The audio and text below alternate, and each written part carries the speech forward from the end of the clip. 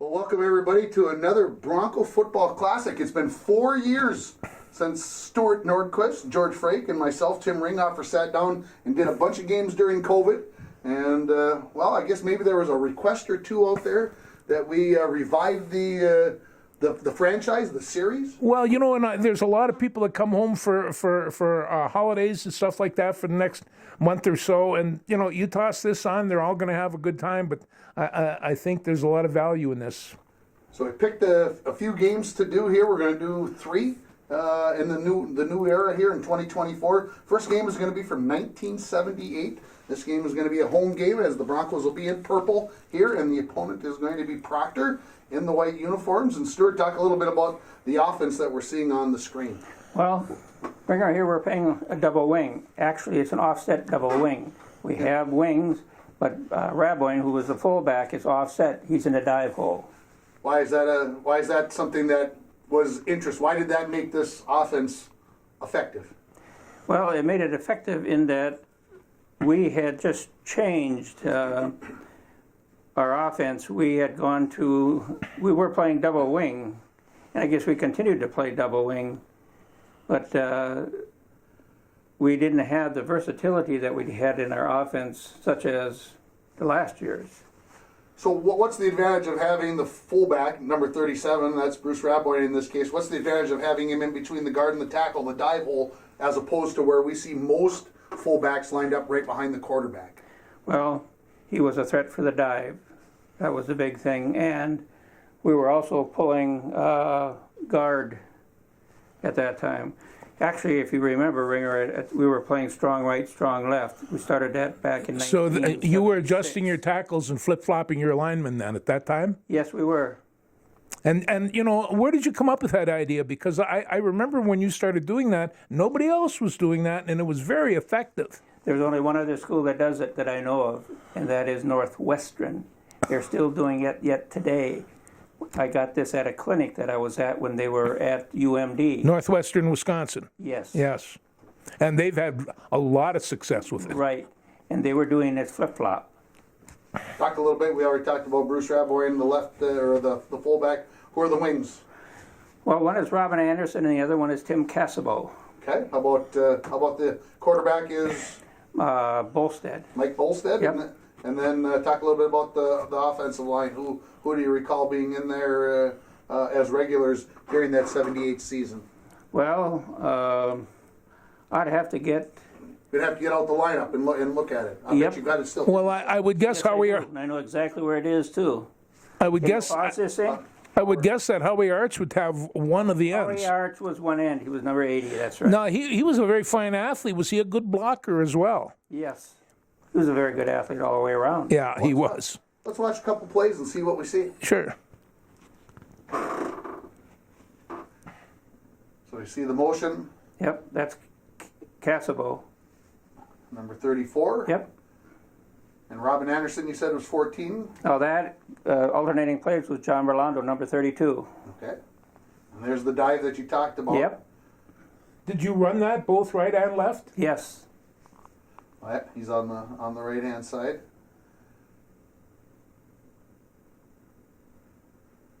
Oh, That's great haul. That's some Pop Warner football. There. Yeah, that really is, and the line is just really doing the job. And of course, this is against Proctor, who through the years became one of the biggest opponents, one of the biggest rivals for the Broncos. Stuart. What at this time in '78 they weren't what they became in the '80s and the '90s, correct? Oh, no, they were good. Okay. Proctor was good. And what about them? I mean, when I came here in 1994, Proctor was huge. They always seemed to have 4 or 5 guys that were 250 pounds. Oh, yes. Yes, they did. Was it something that they had in the 70s as well? Oh, yes. They've always had big, you can see their linemen. They're all good size. So this opening drive here for the Broncos. Yeah, that's Cassabo. Quarterback getting out and leading. That's always a big advantage of what the offense allowed them to do. Quarterback, of course, Mike Bolstead, number 12. Year before he wore 17. Because Nevanen was Wore 12? Wore 12. Okay. George, I think you'd like to call this chunk yardage right now. You do, and Yeah, you this know opening that's drive. why we both love double wings. I mean, they're picking up 5 and 6 a carry. Pulling the guard, as you talked about, Stuart, Yep. number 60. Dan Ballon. Okay.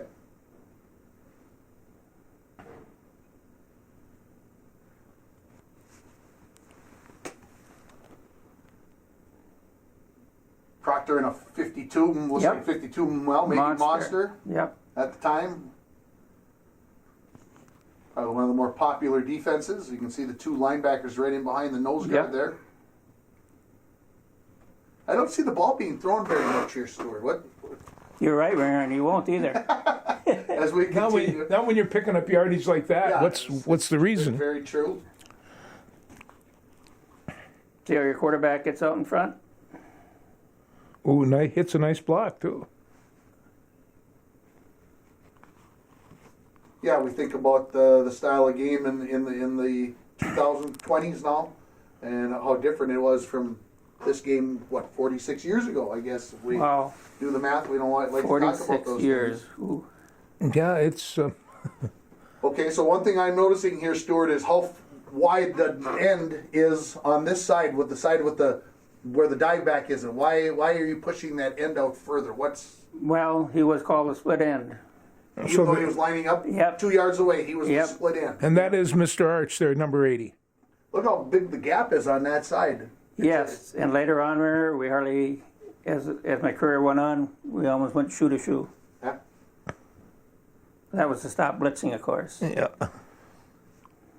It doesn't seem to me that it would matter where we line number 80 up in this case, whether he was 2 yards away or what he is there, maybe 3 yards away, whether he was 2 feet or 2 yards. And there's the old scoreboard. Oh, Well, I think it had to do with spacing too for the for the wing. motion. Yeah, for the Okay. wing.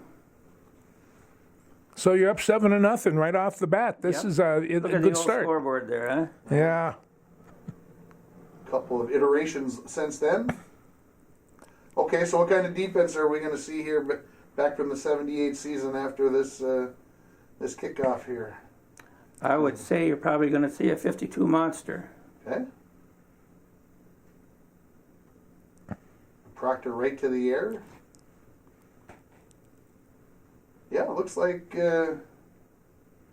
maybe a nose guard there. Now, 77 was Jim Thompson. Okay.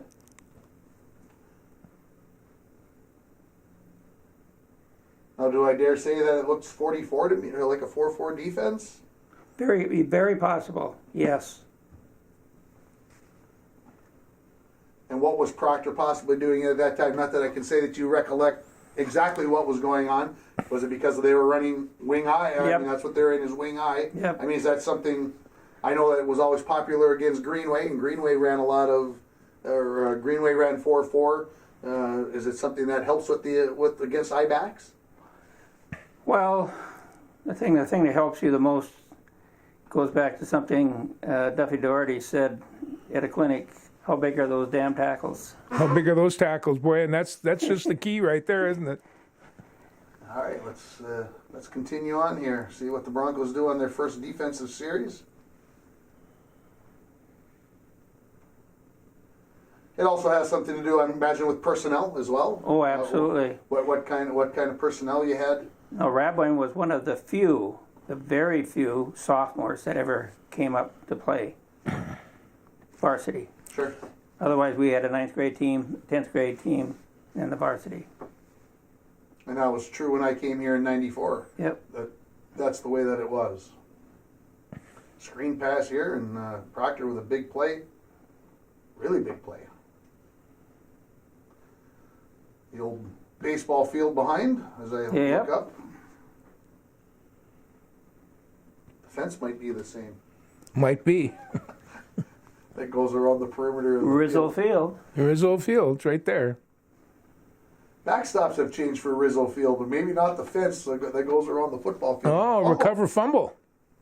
And so there you go. Start of the second quarter, and the Broncos starting deep in their own end. Now I know, George, this should be a quarterback sneak, but it's not. Maybe he hadn't gone to that. Well, he didn't have to because Bruce did such a good job in that dive. I mean, between guard and guard, he could smack him. I'm going to ask you another offensive question here. When you are giving the dive to Raboyne, why reverse pivot? Some coaches like to reverse pivot, and some coaches don't. What was the rationale? The rationale is I think it hides the ball better. Okay. Does it also help with the motion that maybe they don't know if the motion in that play right there, as we look at it, they don't necessarily know if it's going to be the pitch or the Correct. or the hand. Yeah, they have to read the wings the whole time. Proctor sneaking closer and closer. 11 guys in the box there, pretty much. Ooh, See, in the old days, that was okay, George, right? well, that was a great Get block. out there and get low. You wouldn't be able to get away with that one these days. You can't go below the knees. Needed a 5 yards. Looks like the Broncos picked that 5 yards up. Again, if you're watching this game, Proctor versus International Falls from September 15th of 1978. And this would have been a C-Range conference. The first year of the C-Range conference, correct, Stuart? I think it is, yes. So this was a C-Range conference. That's why Proctor was part of the Seaway, and Broncos were part of the Iron Range, a ball in the air, in number 87. Yeah, the '87 team. Were they not the champions?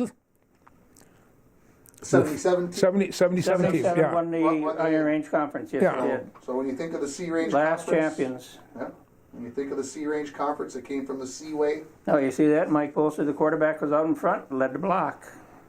and then the Falls came from the Iron Range conference. So thus the C-Range conference, Yep. and those conferences merged together. So the Hermantowns, the Proctors, came into the conference Correct. and started some of the greatest rivalries, I guess, in Bronco history. There's a pass from Volstead. He said he told us he never passed. Oh, maybe now. Yeah, I got And now we know why. Sorry, Mike. Sorry, Mike. No, You'll appreciate that. yes. Proctor back on offense. Score 7-0 right now in this football game. The Broncos leading it after scoring on the opening drive.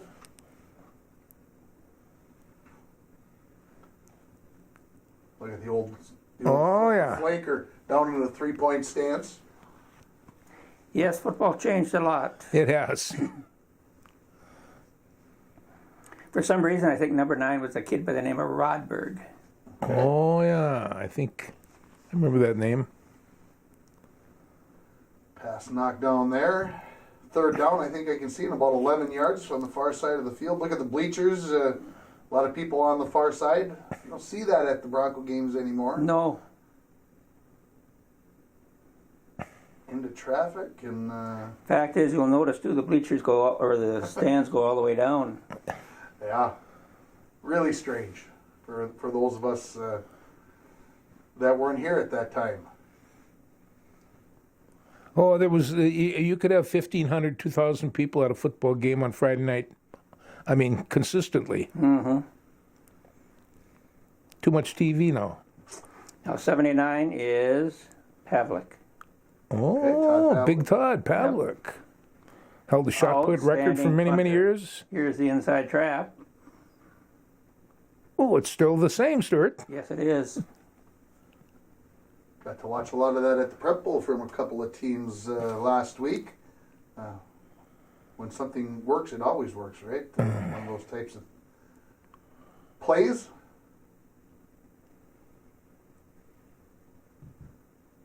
Yeah, I find it interesting with the offset eye here. Again, I go back to that, not to belabor the point, but it just seems interesting to have that dive back rather than a true fullback. Well, you're going to have somebody key on that fullback at all times.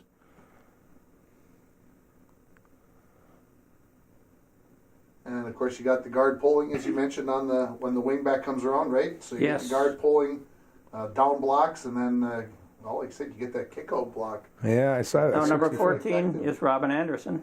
Okay.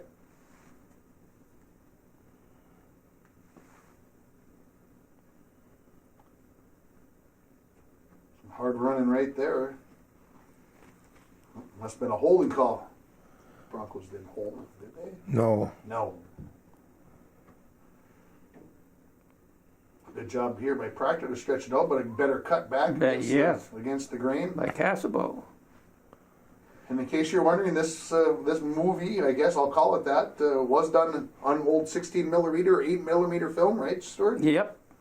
So this was transferred over onto DVD. So, well, we'll see. It looks like we're going to be in punt formation, so this will be Pavlik punting, right? Yes. See if he gets away with it. And he was probably one of the best punters we ever had here. Yes. He averaged, I think, 44 yards a punt. 44 yards a punt. And went on to Division I. Yes, he went to Ferris State and then came back to play hockey for. Yeah. He had an offer from Alabama. Yeah. Okay, so what made him a great punter? Just long legs? Just powerful. Just powerful. He's just powerful.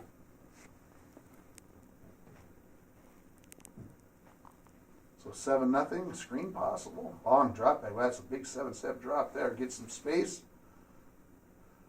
Again, late second quarter here.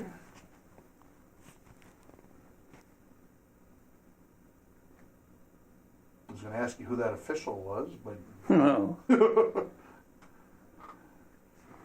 must be. They're throwing the ball here. Bronco's trying to get some pressure, and it's picked off. Big return here. Oh, we're going to get an illegal block there.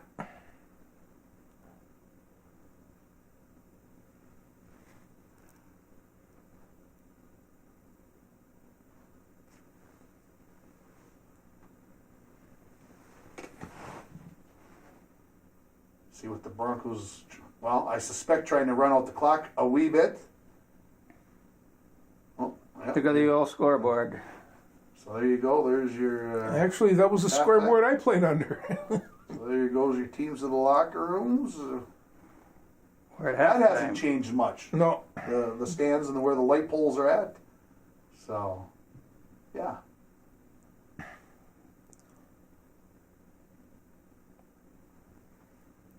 So second half here, Broncos kicking off.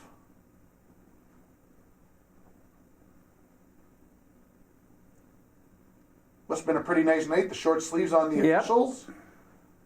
15th of September, you said? Yeah.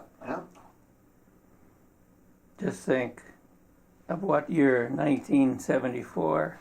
Ooh. Oh. 78, wasn't it? 78. That's a while ago. Howie Archer at the linebacker, see him? Standing up. Yeah. Yep. Yeah, they avoided Howie's area at all costs. That's something you don't see very often now. Now the flanker's standing up, but then the flanker's down in the stands. 3-point stance. Just like that. Well, I suppose if it was good enough for sprinting, right, to get down that low, it was supposed to get you started a little quicker, a little faster, get you going.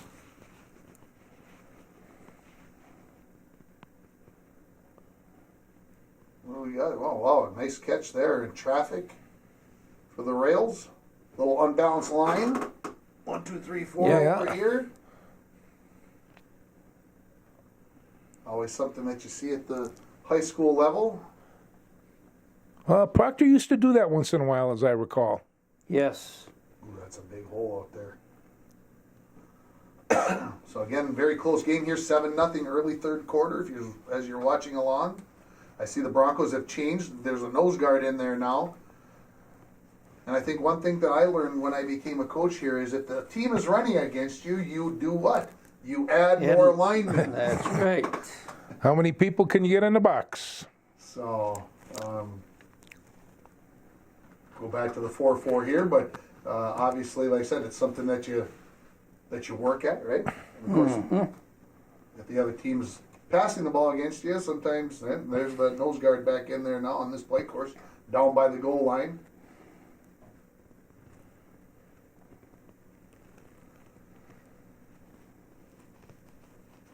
Saw the arms going thrown up. I don't know if that was a touchdown or if that was them stopping the clock. I don't know. Down about the 2-yard line. Must not have been the touchdown. That might be the one that gets him in the end zone, though. Nope. Official says just short.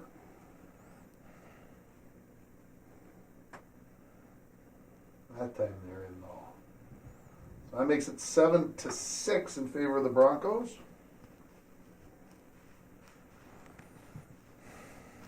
Big 2-point conversion coming here, of course. Take the possible lead. Oh, the reverse. Oh. And into the end zone. He's in. The 8-7 lead for Proctor. In the third quarter.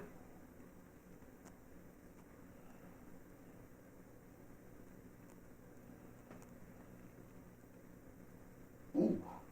Jesus. A little piling on a little late there by the rail. Very, yes. That's Robin Anderson. Was Dave Hill coaching this team? I know. Would have been Eggerdahl. Eggerdahl. Terry Eggerdahl. A UMD guy. Yeah.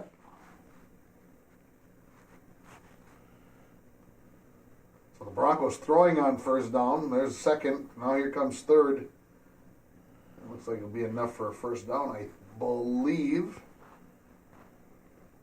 Nope. Short. Another punt here. Oh, there's your modern things going on in the background. Oh, there's a huge punt. Unable to save it there before it goes for a touchback.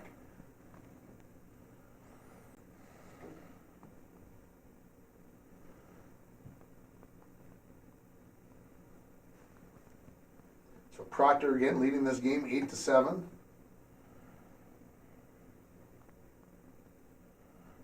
Little wing T there, a little motion. So something that I believe you saw come out of Proctor more during some later years when they went to T and then eventually to the wishbone. There's a big play, short of the 30-yard line, so you force a punt.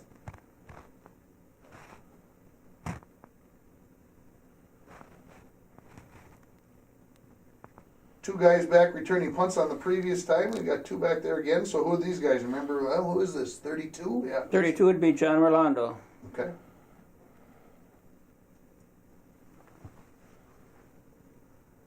Looks like there must have been a penalty there as well as the Broncos backed up a little bit. Get the ball in the proper hands, sir. Yes, thank you. So we go to the fourth quarter trailing by 1.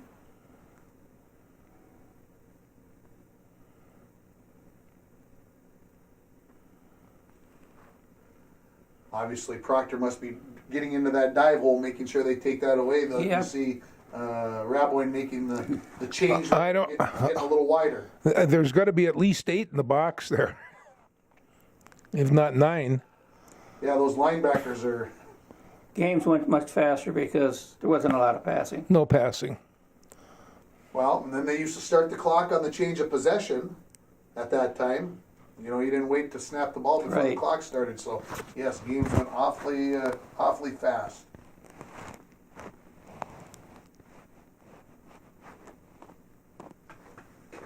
Grab's taking that one inside of the where he'd been. Oh, well, look at the wing inside of the end.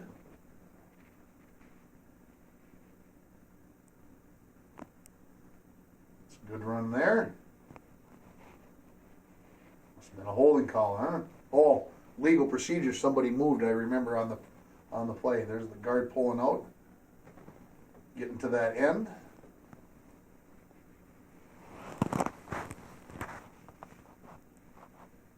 Two hands on the ball by the center. I noticed as well. Mm-hmm.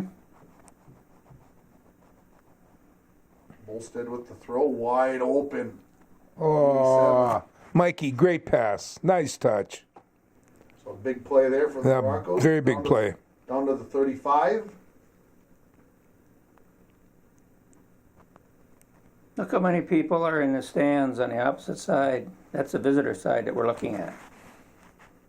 Actually, there are Kids. people. Yeah, our kids possibly. Big run here for the Falls.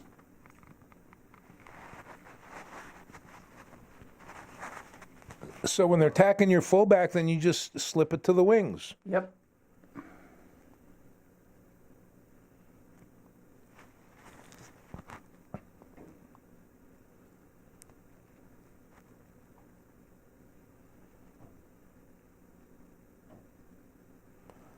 Well, that's the best play in football right there. A big third down coming up here for the Broncos, trailing by 1.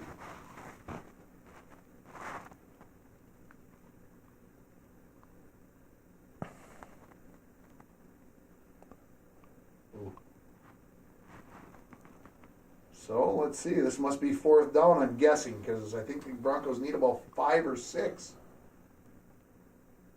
The pass. Bolstead rolls.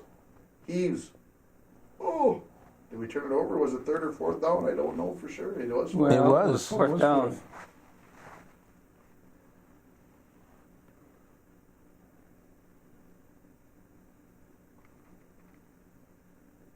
The Broncos will need to come up with a big stop here to give themselves a chance.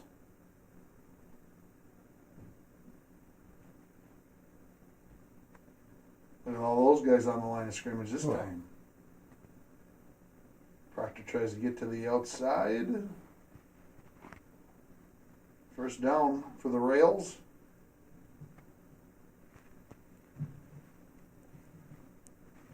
I'm going to stop it right here. Now, like end kind of, well, if I can get the button.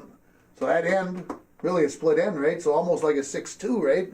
He's dropping into coverage, Stuart. Yep. As he rolls out with this guy going in motion.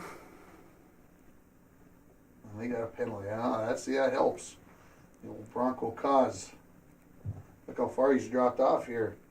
I mean, That's because of the flanker.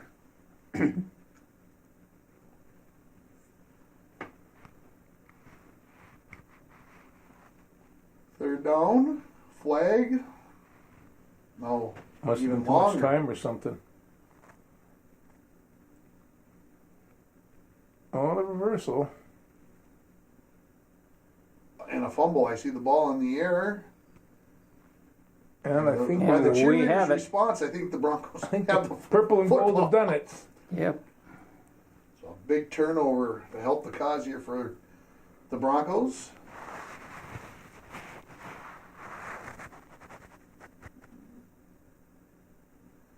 Good job by the Rails to string that up. That looked like that had promise.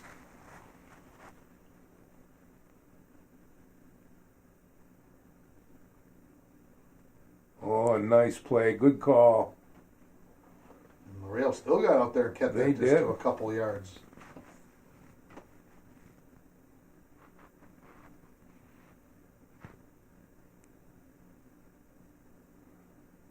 Let's see. How about a touchdown pass? Yes. Let's see To what- Robin Anderson. Robin Anderson, Bolstead to Anderson. Was called Wingsy Post. Way to go, Mikey. Looking good. C post. Yep. Go for 2 to try to get the 7-point lead. And just a little out of the reach. So 13-8, the Broncos leading it here. What did that say? 53 seconds it looked like to me was left in the 4th quarter.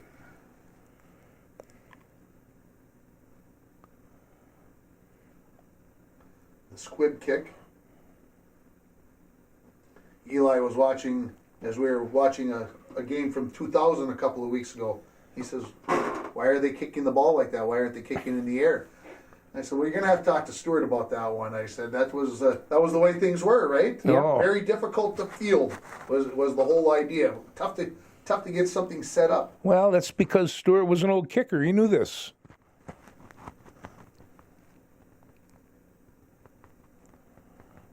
So the Rails need a touchdown, of course. Ooh, there's a couple of tips on that one. 2nd and 10.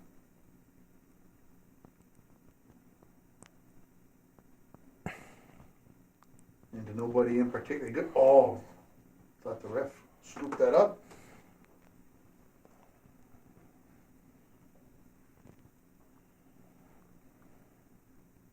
The Broncos got that sniffed out, maybe. Oh yeah. Oh. Oh, Flipped her out. the old Oakland Raider Yeah. Trick. deal. Yep. So here's 4th down, right?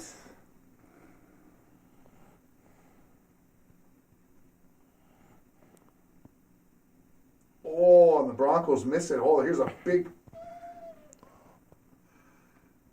Down about the 40. Yeah.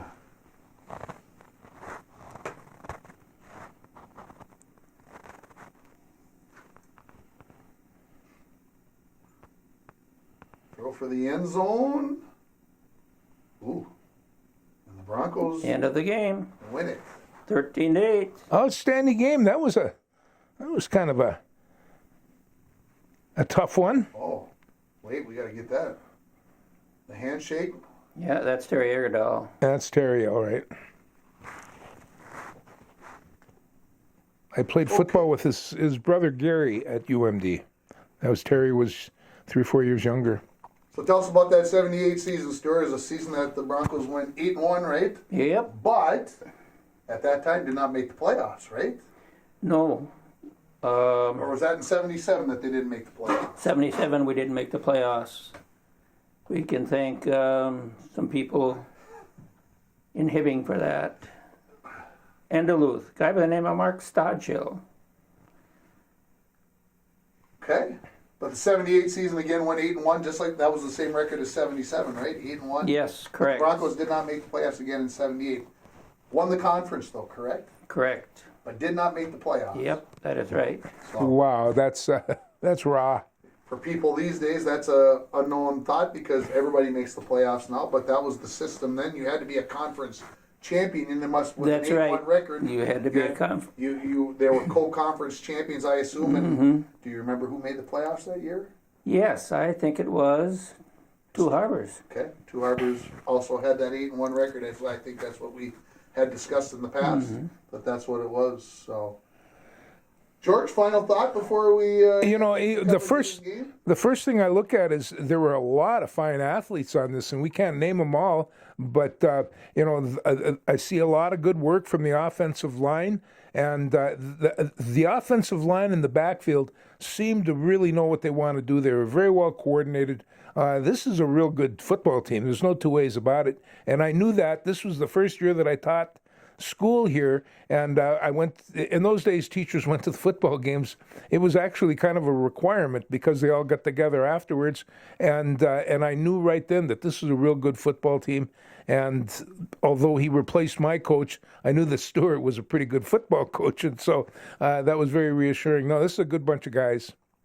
Stuart, this rivalry with Proctor, when we do this series this time, we're going to have another game in about 14 years. We're going to do a 1992 game. When did that rivalry really get built? This was maybe the first or second year you guys had played Proctor, I believe, the first year that you guys played Proctor.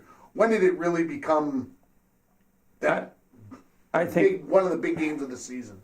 Well, I think because we were evenly matched, and it usually came down to one of us or the other winning the conference.